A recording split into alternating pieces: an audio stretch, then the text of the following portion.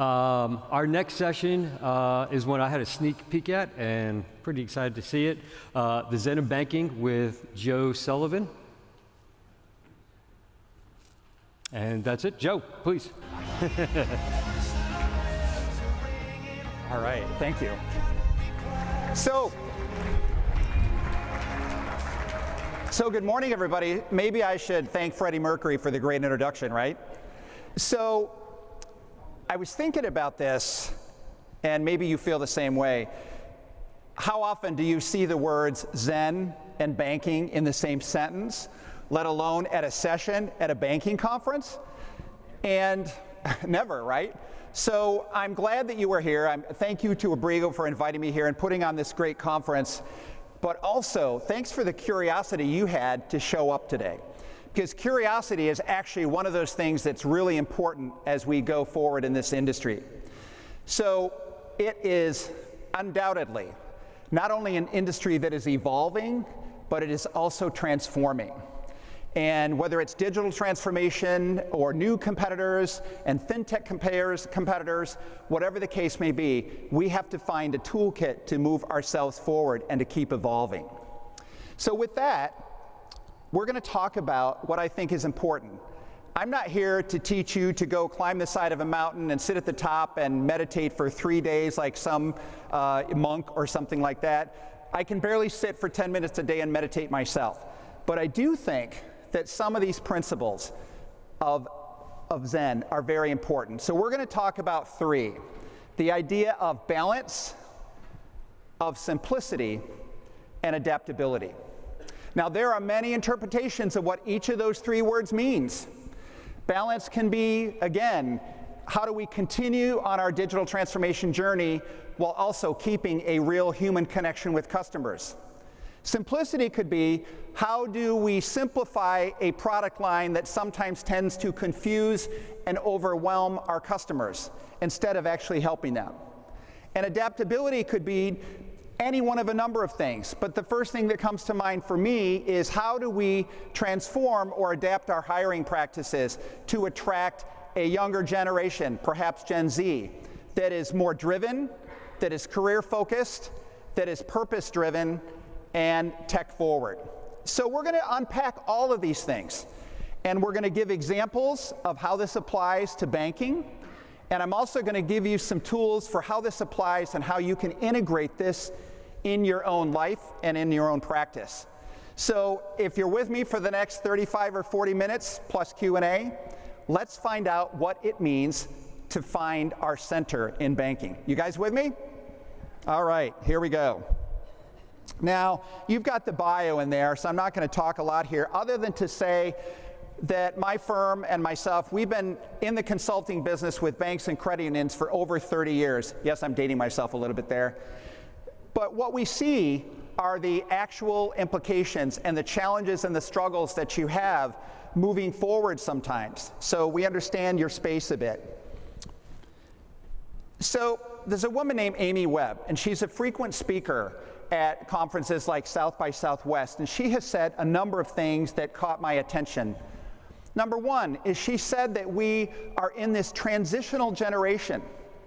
And she doesn't mean age. What she means is the responsibility that we all share to keep moving this industry forward, to keep innovating at a time when so much keeps coming at us. You think, I just got my job done, and now there's 4 more regulations and everything on top of that. So we have this collective responsibility, not just me, everyone here in this room, at this conference, and in this industry, to keep evolving and transforming it. You know, the other thing that she said is that sometimes we go through a week, Monday to Friday, and sometimes an entire decade of transformation and change happens. So it's happening at a huge and exponential rate. And so all of these things invite us to keep evolving, to keep recognizing that change is going to be a part of our landscape going forward, whether we are comfortable with it or not. So I want to get you a little more comfortable with that idea. Now, I mentioned a few minutes ago I wasn't going to turn you into some kind of yogi that's standing at the top of a mountain, but imagine this guy. If you walked off the elevator, you walked into your office, and you see one of your colleagues dressed in a suit, sitting in a modified lotus pose, they call that, on top of your desk.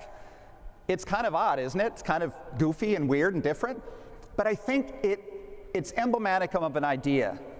The idea that how we show up is what is important. And how we show up and how we tackle the idea of balance and simplicity and adaptability. So they say 90% of life is showing up, so let's take that further as we go along on this journey today. How many of you in here are yogis? How many of you like to do yoga? Anybody? Okay, I'm the only one. I see a few hands go up. So I've been practicing yoga for 30 years-ish, and it's a great thing. I love it. And this is one of my favorite poses. It's called the Warrior One pose. And you can see in the pose that it takes a lot of work to make something look so simple, right? And so you see somebody with they have their knee bent forward, their leg put back, and their arms above their head. And what that implies is structure. And what warrior means is brave and courageous and fearless. It represents strength and courage and the ability to keep showing up. Now, this pose here looks very simple, right? And if you've tried it, you realize that it's anything but. It takes real work to be in alignment. So this pose is about alignment and structure and focus. And it's also about being aware of where you are in space. In this case, it's where you are on the yoga mat to make sure you're not knocking the person next to you down. But this idea that we operate not as individual units, but as a system, and how do we show up in the world, and how is our presence there? So I'd like to talk about how balance applies to banking. There are many ideas, and I'm going to talk about three. And the first is this balance between high tech and high touch. Now, I alluded to that a few minutes ago. The idea that we are investing in digital and all this technology to make the customer journey easier. We're using AI sometimes, we're using chatbots, we're using all of this technology, and we've got to balance that out with what made community banking great in the first place, and that is the relationship with people. And it has many varieties. It could be about how you invest in other digital tools to ease the customer journey. Any one of a number of things here about high tech and high touch. And one that comes to mind for me in particular is we do so much on our mobile phone. We encourage our customers or our members to do the same, and investing in something like embedded video inside that experience. So there are ways that we can blend these two, and they are not mutually exclusive. What we're trying to do is continue to create an environment and an experience that they keep wanting to come back. Now, the second one is this idea of risk and reward. So how many of you in this room are lenders, or in the lending function? I'm guessing a fair amount of you. And so we automatically think about concentration risk. We think about, we've got too much commercial real estate. But I want you to broaden that idea a little bit and think about, how do we spread out the risk? How do we diversify? And diversify, maybe we need more younger customers to balance off a disproportionately large size of older customers. And you want to serve both, but we need to start planting seeds for other customers. And maybe it is just about offering a new product or a new service to a market segment that you have not currently been marketing to. And maybe it's about getting into commercial lending or diversifying into another segment. All of this, what this does is it spreads out the concentration risk. So I invite you to look at the risk-reward balance as not just what the loan portfolio looks like, but what does our customer base look like? Are we attracting new segments? Are we going after segments that we don't currently serve or serve well? And all of this, again, helps us with risk down the road. And what we're doing, and along with using AI and data to also see trends in data and customers before, so we can actually take proactive action on doing something about it. All of these things make us more resilient. They make us more adaptable.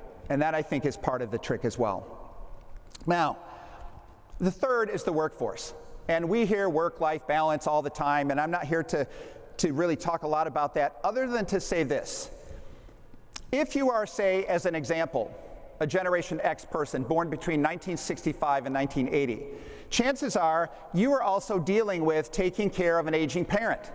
As a matter of fact, AARP said approximately 70% of Gen X is dealing with some form of taking care of an aging parent. So what that means is they sometimes need a little more flexibility in their job. They might need a little more time off here and there. They might need a raise because they're also taking care of aging parents. But it's our responsibility in this work-life balance to not only tend to that, but to attend to the mental and well-being. Maybe we provide counseling services. Maybe we provide the ability to take a sabbatical after a certain period of time, recognizing that the mental wellness of our team is vitally important.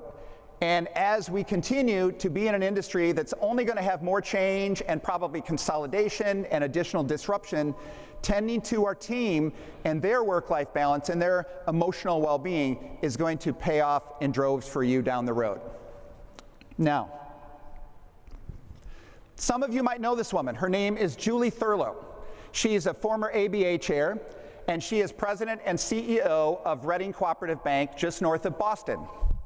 And what I like about Julie is she has a very balanced yet bold approach to growth, to innovation, to defining community, and to advocating for the industry. And she said, you know, my job is all four of these things. It's not just one.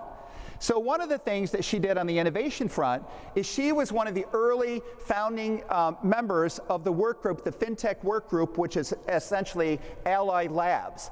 And what they did, her and a group of other community bankers, they got together with the help of a facilitator, and they built a platform called Chuck that competes against Zelle, because many of the community banks said, we can't afford the process of Zelle. It's too expensive for our bank.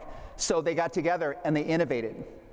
Now the other thing is, Julie said in her ABA speech, this is several years back now, she said, you know what, it's easy to go into a wealthy community and target rich people. But she said the real work of community banking is showing up for the needs of the people that are there. So when Reading Cooperative decided to go into the town of Lawrence, Massachusetts with a branch, which is further north, a bit less affluent, far more multilingual, far more multicultural, and Julie and her team went on a listening tour. And with that listening tour, they found out what the needs were of that particular community so that they could be relevant in terms of how they approached the customer pain points and the problems and the opportunities that this group had. And doing so before they ever put bricks and mortar in the ground has really shown their commitment to that town, and that embodies community. So the other idea is they have this bold yet balanced approach to growth. Just earlier this month, in May, they closed on a transaction where they acquired Wakefield Cooperative Bank, which was a neighboring cooperative bank, and many of the banks in Massachusetts are cooperative in organization. And what they did is they gathered additional branches from that, additional customers, they built up scale, but they were able to then extend their mission and serve more good for more people on the north end of Boston. So whether Julie is advocating for better core server relationships, whether she's at a meeting for ABA or she's up in Lawrence at a meeting, the idea is all these things can coexist. You have to innovate your bank. You have to run the bank at the same time. You have to be looking at what's coming down the road. You have to continue to redefine how community gets done. All of these things coexist. So she's like one of my favorite bankers, and you should get to know her if you don't already. Now, how does this apply to you? And you're like, this is all theoretical. We've been talking about institutional wide, but let's talk about how you can bring this down to you. And the first thing is what we call boundary setting. Now, this may not be very popular with your boss, but I would invite you to do this. Invite yourself, force yourself if you have to mentally leave work, even if you work from home. How many of you, the ability to, stop the push notifications, to shut off your email, maybe after 7 o'clock at night, to give yourself a mental break. This is really important. And it's also really important to take time, to take a little time off, whether it's a vacation or even a 5-minute break. So protect that idea of a little time off for what we call deep work, for something, a problem, an opportunity that requires your creativity and your problem solving, and blocking out a little time in your calendar for this deep work. So you can do both. You can shut off your phone after hours, but you can also block out a little time in your calendar, just like you would a meeting, for some of this deeper thinking that you've got to do.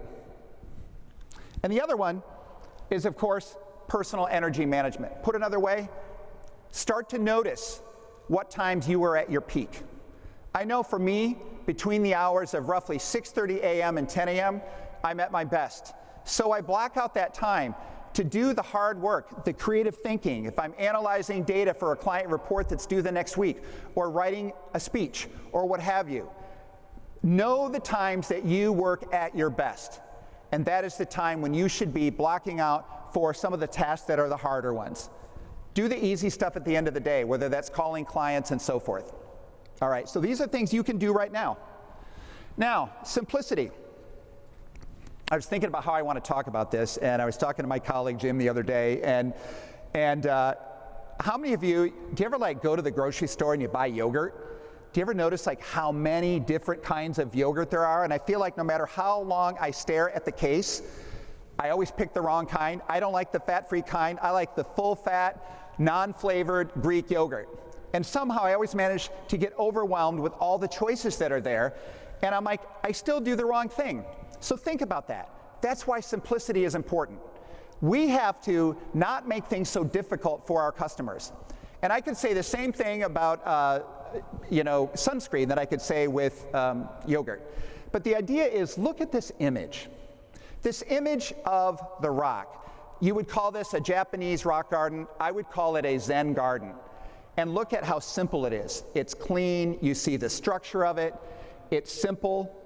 And I think it conveys this idea of a strategic focus, a structure, and something that's important. It's a discipline. So if you ask the guys at Chime, that we'll talk about in a few minutes, sometimes it is hard work making things appear simple.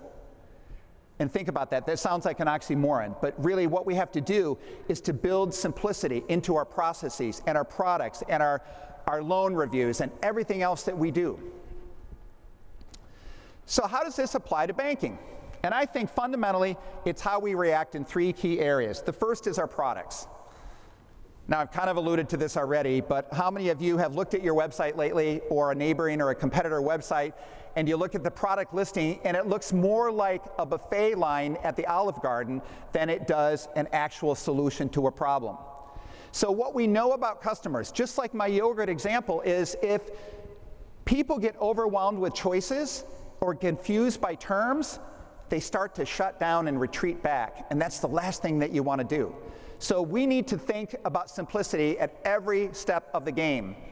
Is this easy for the customer? How would this be for the customer? They want a simple product line, they want it communicated clearly what the benefits are, and they don't want to have to choose between 8 or 10 different kinds of products. We did a recent project where the client had 10 different checking accounts. And I'm like, this is really simple. You need two, one that pays interest and one that doesn't. End of conversation. So the second one is this idea of processes. We know that getting bogged down in process, it can drain energy and can drain momentum. It can burn out your team. And I'm talking about things like these detailed approval process that a personal banker has to get to just to bump up a rate for a customer, or this detailed paperwork behind the scene just so you can get a loan ready to close. All of these things slow us down. And in the name of the game, in the world of Chime and all of that, we've got to make sure that this is simple and easy and not hard for the customer. You know, we think in terms of bank speak and bank lingo. We have to think about what is this like for the customers. And finally, our strategies. This is not about doing the minimum. It's not about simplifying or thinking small. This is about looking at what essentially works. It is about eliminating some of the clutter so that you can focus on what truly matters. And from a strategy standpoint, it's doing the things that you know will actually move the needle in terms of growth or revenue growth or deposit growth or whatever you are trying to measure. So you've heard the old phrase, less is more. Simplicity is sometimes hard work to achieve, but it's worth it because the customer is going to be the one that's happy, and in so doing, you will benefit. Now, speaking of Chime, I want to talk about this guy. His name is Chris Britt. He is the co-founder and CEO of Chime. And, you know, their model is really simple. It is a simple product line. They said that banking should be easy, it should be fully transparent, and it should be inclusive and accessible to all. So that's how they built their model. They got rid of branches. Well, they never had them in the first place. They rid themselves of the complex processes that sometimes overwhelm customers, and they run a really lean shop. So lean, in fact, that they have about 1,300 staff members, and they serve 38 million customers. And 11 of those million, of those 38, self-identify as that they consider Chime to be their main bank. So they came onto something that was simple by just taking out the clutter, the complication, the detailed steps that frustrate customers, overwhelm them, and get them to shut down. I mean, think of your own journey. Maybe you've gone to a website where you had to buy something or apply for something, and it was so complicated you just gave up. And that's the last thing that we want to do. But what Chime is able to do, their definition, their iteration of simplicity has been about removing the barriers that make it difficult for clients to say yes. Having a simplified product line that focuses on checking and savings and credit building products. And Chris Britt himself said, you know what? We do creative really well. We create fee-free products. We create products that are easy for people to gain access to. And so I think that they're a good example. Chime is one of the first really well-known in our own mind as the consumer digital-only banks, and still one of the most successful. 38 million customers served by 1,300 people, I think, is a really good case study. Now, how does this apply to you? So the first thing, you can do what's called the brain dumping. And I don't know about you, but my brain, I have trouble shutting it down, and yoga helps to some degree, swimming and running help. But I found that one of the best hacks I've been able to find is keeping a journal. Now, don't tell me you can't journal, because I know that you got one in the backpack when you checked in. There is one sitting in your bag, so you have no excuse not to do it. But here's how it goes. The first thing when you get up in the morning, get that journal out, even before you have your cup of coffee, and write down everything that's floating around that big cavernous head of yours with all these great ideas. I got to do this meeting, I've got to do this. Hey, what am I going to have for lunch? Who am I meeting after work? I got to go to the gym, I got to go to Pilates class. These are the things I worry about. All this clutter gets around in our head, and it distracts us from the things that we really need to be doing. So write it all down. Don't try to categorize it or edit it out. Just write it all down. That's why we call it a dump. And then take a look at that list, if you can read your handwriting, which is always the problem for me. But pick 1 to 3 things that are absolutely essential from that list and focus on those. That is your focus. That is your focus for that day. The rest can wait. You might even find at some point that the rest of it didn't really matter in the first place. So the essence of simplicity is this: eliminating the things that are less relevant, that take up time and energy, that don't matter. So when you eliminate the clutter in your day, from your desktop, whatever it is, you can focus on the things that matter most, and those things will become most evident. So the second thing is this idea of Reflection Friday. Oh, and by the way, before I get to Reflection Friday, there's one other thing you can do. If you don't like that idea, try the 7-day challenge, the 7-day cleanse, I call it. And no, this is not juice fast and macrobiotic foods. That's not what I mean. But what I do mean is every day for a week, take something off. How many of you have so many apps on your phone that you look at your phone and you can't find the ones you actually need? I know that's me. So get rid of one app. Cancel one meeting that maybe you have this meeting every Wednesday and you've really forgot why you do it. Move something into the following week. Clear off the clutter on your physical desktop, or clean out the folders on your computer. Because when you clean out some of this stuff, you make room for some new things to come in. Now, Reflection Friday. Think of it this way. Before you leave work or before you shut down your home office, reflect on the week. What was difficult this week? What was complicated to get done this week? What is one thing I could do before the end of my day today that would clutter or declutter something. Maybe it's cleaning off your desktop. And what is a process that I could move into next week, changing or modifying a bit to make it a little bit easier? So whatever it is, and those are just some examples that I kind of made up here, but I want you to think about the idea. Again, consumers are overwhelmed with choices. We are overwhelmed with all the things we have to do, so clearing out the clutter and the cobwebs in our heads can sometimes be the very best thing you can do. They joke around that sometimes you should meditate every day, but if you're really busy, you should meditate for an hour. So sometimes you got to slow down to go faster. All right, now, adaptability. There's a Zen parable, a Zen story called A Man and His Horse. And quite simply, a man and his horse. And every time I read this or think about it, it hits me a little bit differently. And so the arc of the story goes like this. A man, he lives in this village and he has a horse. And one day his horse runs away. And the villagers say, bad luck, they say. Then, the next day, the horse comes back. Good luck, they say. Then the day after that, his son breaks his leg. The villagers say again, bad luck. Then the next day, the son avoids getting drafted into the army because he had a broken leg. Good luck, they say. And the villager, or not the villager, but the man who owns the horse here, he said basically this. He said, bad luck, good luck, who knows? And the idea is he was not attached to an outcome. He kind of sat in that pause of, I don't have a judgment of whether it's bad or whether it's good. It just is. And sometimes we put so much energy into an outcome, an idea, planning ahead, and all the contingencies, and sometimes we can't. Sometimes we just have to be present with what is. Now, adaptability. There's many cases, so let's start here. Our response to technology. How many of you have had at your bank or credit union staff concern when you put a new piece of technology out there? Maybe it started with the ATMs in the 70s, maybe it was internet banking in the early 2000s and mobile, and people think they're going to lose their job. So people think that they're going to lose something.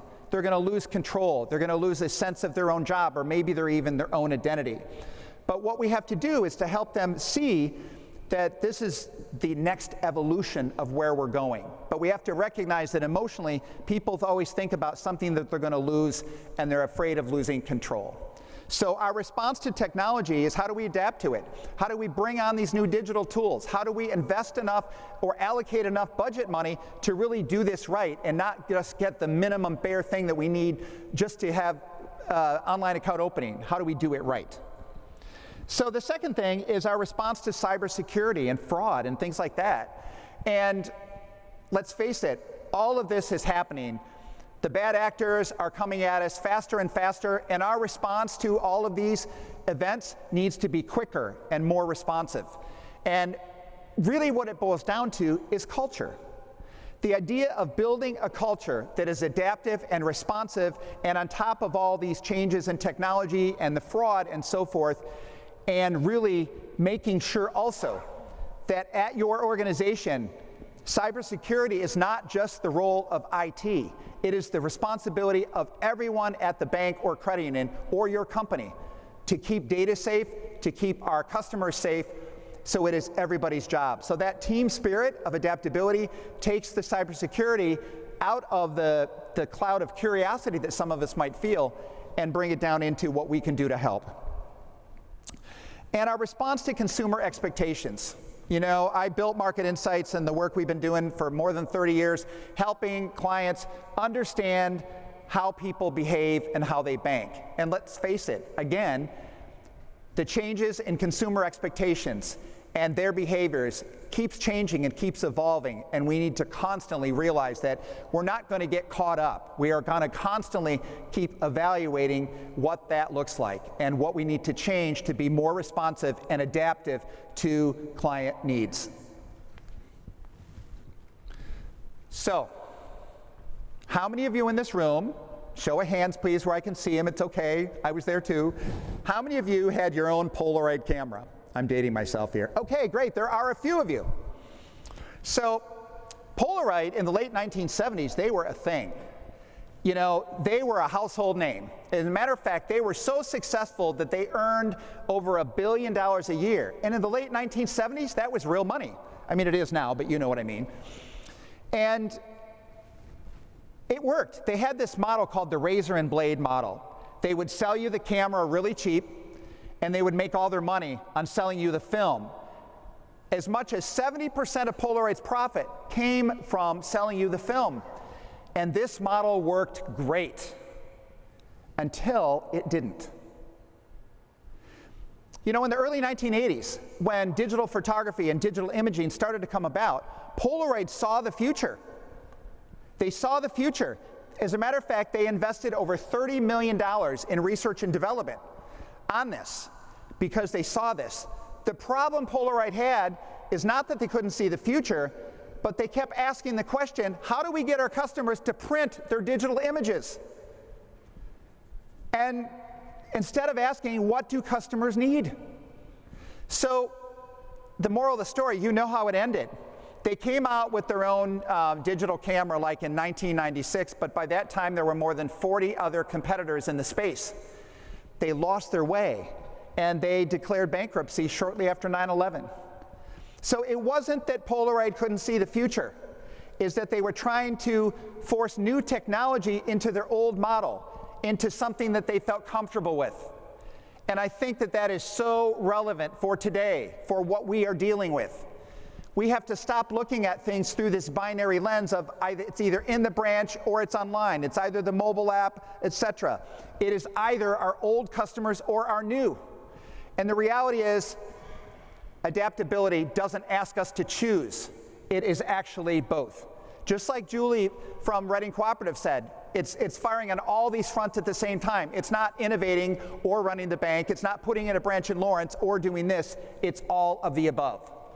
So if you think you were busy before, I hope you realize you're going to be busy, but that you take with you some renewed energy around all of this. So how do you adapt personally? Because it boils down to us. Because if we can't adapt, how are we going to be a model for other people, our team, our family, our customers? So literally, there's this concept in the psychology world called reframing. And it really is about somewhat telling a different story. But as I mentioned before, when a new piece of technology, as an example, comes along, and your customer contact staff starts to feel like, oh my gosh, I'm going to lose my job, up comes fear and this concern that they have. And so what if we reframed this idea of disruption and adaptability and all that as we are innovating with intentionality? We are continuing to move forward. So reframing is about telling the story in a slightly different way that is not spin to the negative, but spins forward-looking and forward-thinking. So the other one is this. It's these micro-experiments. What you want to do is you want to keep trying things. You're going to make some failures. You're going to try things. You're going to iterate. You're going to do it again. You're going to test and measure and see what you learned, and you're going to do it again and again and again. And these micro-experiments help build what's called psychological flexibility. And in so doing, the idea of not getting stuck in perfection. But as an example, there's a bank in New York, Quantic Bank, and God rest his soul, the former CEO who passed away a few years back, he said this. He said, I don't want my team getting stuck in perfection. Sometimes testing and measuring and trying things is the very example. We're never going to get to perfect, and if we wait for something to be absolutely perfect, like Polaroid did, we will be out of business because everyone will move beyond us. So the idea of iterating and trying these micro-experiments, a micro-experiment could be something as simple as, really what it is, it's small little projects that push you outside your comfort zone. It could mean, hey, we've got a new employee at the bank. Let's see how she or he does by running this meeting, just to see what happens. It's about maybe trying a different approach to a customer conversation, where we just our willingness to try these little things. And these little things, these micro experiments, again, as I mentioned, they build psychological flexibility. And just like a muscle, when you go to the gym, the more you do it, the more comfortable you get at it. And that's the point. The more we try these little things, wow, that wasn't as scary as I thought. Let's try another one, and all of a sudden, you've got a team that isn't as fearful as they were before, and they're innovating more than you ever thought that you would. So, as we start to wrap up, and then I've got a story at the end, but I want to have you think about a few things, and this is kind of summarizing.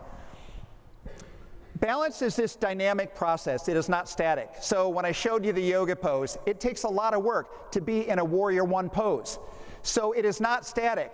It is recognizing that just like a bamboo, a piece of bamboo, it's going to bend in the wind, but it is not going to break. And neither are you for trying something new. Second, simplicity. Eliminating the clutter. Eliminating the non-essential things, eliminating the things that you've always done and dragged forward, but you have no idea why. Because when you eliminate these things out of your life, out of your calendar, off your desktop, you make way for something new, and you make way for something that matters most. Translation, that's called focus. Adaptability, it is what I call compassion in motion. This idea of adaptability, just like Amy Webb said in her quote at the beginning, it can bring up fear. This idea of change can bring up fear. And so part of adaptability is approaching situations and other people with compassion and care and empathy. And you know, the smartest, most adaptive bankers out there aren't the ones that are doing it all first, but they are the ones that are so self-aware of what's going on with their team and those around them. So Zen is not about slowing down. It's not about sitting on top of the mountain, as I'd mentioned. It's about showing up. And I would say this another way. We are so busy in our society racing ahead to the next thing. If you are in a meeting with a customer or an employee, be 100% there with them. Don't be thinking about lunch. Don't be thinking about the next meeting. Don't be thinking about what you got to do next week. Give them your undivided 100% attention. It is the greatest gift you'll ever give them, and they'll feel seen and heard and acknowledged, and they're going to work harder for you in the process. So the future of banking, it demands our humility. You know, we've got the data, we've got the digital tools, but what humans are always craving is an experience that feels personal. Even as many of these relationships start and live entirely online, they want a personalized experience. So I'm going to leave you with one story. It's called the Zen parable. It's called the empty cup. And it goes like this. So this university professor decides to go visit a Zen master.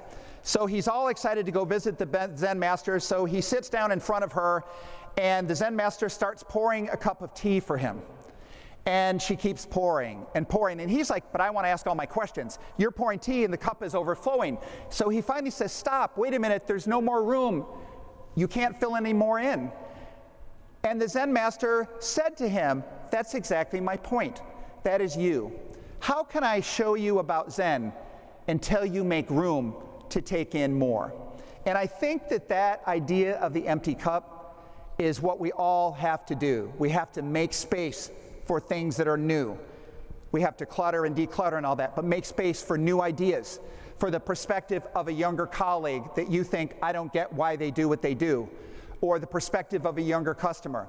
Make room for new things. Be open, be flexible, be willing to try things. Be like the bamboo that bends, but keep going and keep trying that. So the empty cup is a great philosophy about, or really a summary of what we've talked about here today. The idea of balance. We are balancing out what we already know and what we are still learning. Simplicity. How the idea of a cup, an empty cup, something so simple, could convey a deep message about growth and humanity and evolution and everything in between. And finally, adaptability. The idea that we have to be willing to let go of what we think we know so that we can learn something new. So with that, I'm going to remind you of the code, and I know Nolan's going to do this. I'm going to invite Nolan back out here. Here's my contact information if you want to continue the conversation. And Nolan, anytime you want to come back up is great, and we'll take your questions. But I want to leave you with just the idea of I wish you success, and I wish you balance, and I wish you simplicity and adaptability and all these things. So with that, Nolan, Nolan did say to me, by the way. Oh, there he is. Yay. All right. Okay. All right, let's put that there. And, okay. Great, thank you. All right. All right, so please put your questions in the app if you've got them. We do have one or two. So we'll start with, let's see, please give me an example of how I should go about simplifying one process at my bank. I would do some focus groups and discussions with customers to find out, let's say it's something customer facing, what in that journey is difficult. Tell me what you don't like about our online account opening process. Tell me what we could do differently. So I would get some feedback from the people that you are offering this service for, and I would start redesigning and make some changes in that based on what the customers are telling you. Got it, so start with the customer always. Start with the customer, always. All right, and let's see, I think we have one more. Please add if you've got them. How do I get the older members of my team to adapt? Great example, and we hear this a lot. And as I mentioned, sometimes people feel like they're losing when a new technology comes along, when a new process comes along, they feel like they're going to lose their job, they're going to lose their independence, they're going to lose something of that nature. And I think it's about reinforcing the idea that this is actually going to be better for you, it's going to be better for the customer, and to bring them along. And sometimes, maybe if they're an older generation, it might take them a little bit longer, but reinforce the idea that you're not going to lose your job. We're investing in this technology as an example to make the journey better for the customer, and in so doing, you too. Great, yep, everybody wins. Yep. All right, this is an interesting one. What is the best way to prove this works? What is the best way to prove this works? I would say you are attracting younger people to work at the bank or credit union.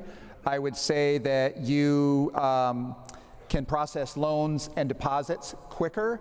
I think you are decluttering, you're getting rid of old products that no longer are used, sunset them, get them out. I think you will have got rid of a process that slowed things down. You will have taken the advice of maybe someone outside, maybe even Abrigo for that matter, that said you could do this way and be more efficient at it.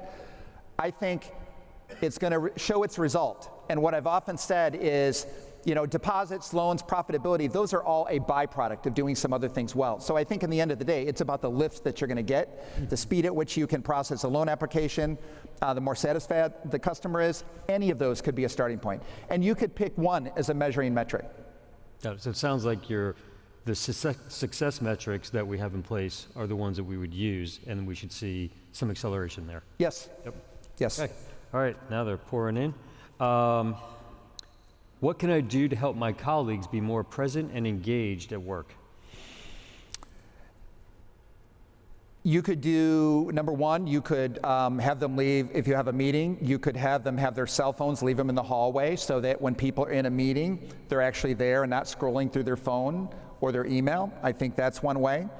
You could even do an exercise with people that asks your employees to ask each other questions so they learn more about them as people. Mm-hmm. And these are just the thoughts that are randomly floating in my head. But how to be more present, I think it's about doing the brain drain exercise at the start of the day. Like I said to you, even if they get to the office and you do it there, write down everything that's in your brain over the next 5 minutes, just get it all out on paper and teach them that idea of narrow that down to 1 or 2, 3 things. Now that's about focus, that's about eliminating clutter, but it is also about being present as well. So it seems more of a develop a good habit. Yes. Mm-hmm. Great. All right, and we've got time for one more. Okay. I have tried to start meditating, but can't ever seem to keep up the habit. Any suggestions? This is something I'm challenged with every day. I would say this, don't worry about the word meditation. I found the simplest exercise, there's 2 things I would say to you. One is just focus on breathing for 5 minutes. Count to 5 on the inhale and 5 on the exhale, and keep doing that. And stare at something, what yogis would call a drishti, a gazing point. Stare at the picture on the wall, stare at the plant, stare at a candle, whatever. But just concentrate on your breathing and recognize there's no such thing as you're going to dump all the thoughts out of your brain. When you feel yourself thinking, just stop and say, oh, yep, I just thought about lunch again. Let's get back to me staring out the window. And you have to catch yourself and note that you are straying away. And so I think focusing on the breath is the easiest way. And if you don't like that, there's a number of apps out there, like Cardia is one you can download onto your phone, and you can set the amount of time you want to meditate. And all it is really breathing. And I think that's the place to start. Great. All right. Well, thank you very much, Joe. Thank you. A great session again. Thank you. Everybody, Joe. I realized I brought this with me. Okay. Thanks, everybody.